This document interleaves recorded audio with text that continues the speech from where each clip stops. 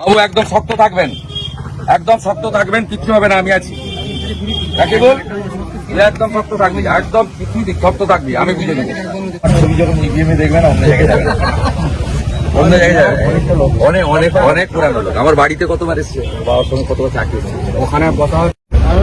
এবারে মুসলিম এলাকায় বিজেপি আর ISF vote পাবে, তৃণমূল একটা ভোট পাবে না।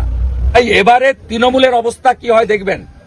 হিন্দু বুথ তো শূন্য হবেই, মুসলিম বুথে পদ্মফুল আর সাবে মিরাজ শেখ ছাড়া এই চোর তৃণমূলকে একটা লোক ভোট দেবে না।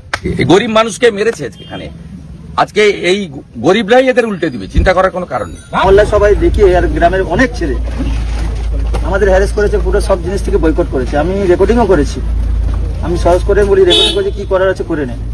আমাকে গ্রাম থেকে জল জল মানে পানি চলে সরকারি জল, সরকারি জলেও কি আটকাবে? আচ্ছা মসজিদ থেকে বারণ, মসজিদে টোটালি বারণ। আচ্ছা মসজিদে যেতে বারণ, কেউ যদি মারাও যায় তার বাড়িতে যাওয়া বারণ। আচ্ছা। আমার ভাই টোটো চালায়, তাকেও টোটো যেতে পারে না, আমি রেকর্ডিং করে রেখেছি। টোটো চালাচ্ছে তো গ্রামের লোক যেতে মানে উঠতে পারবে না টোটো, গ্রামের লোককে টোটো। এটা কি মধ্যযুগীয় পর্ব?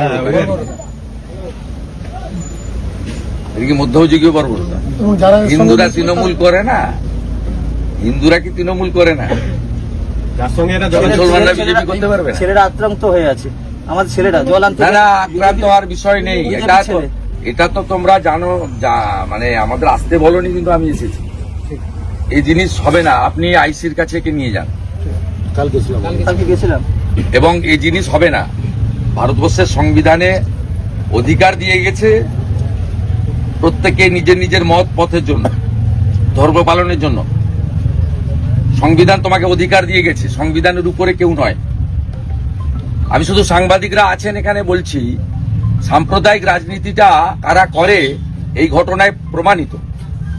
এই রাকিবুল এবং তার পরিবার বিজেপি করে বলে এখানকার তৃণমূলের মাতব্বররা মহল্লাকে ব্যবহার করে জল, সাবমার্সিবল জল সরকারি টাকায়, কারো ব্যক্তির নয়, সেখানে জল নেওয়া যাবে না।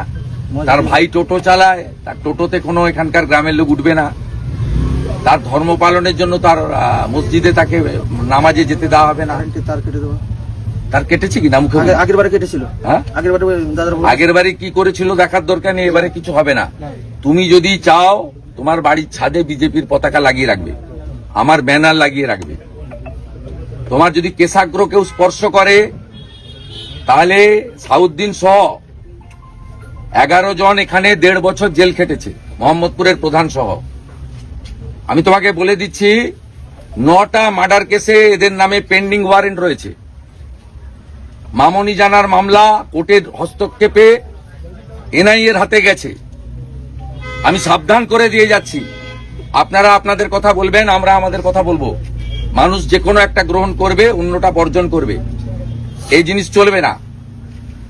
আমরা আমাদের কোনো মুসলিম ভাইকে আমাদের কোনো ধর্মীয় স্লোগান দিতে বলি না। তারা ভারত মাতা কি জয় বলে, মোদিজির সমস্ত উন্নয়নমূলক কাজ সবাই পেয়েছে।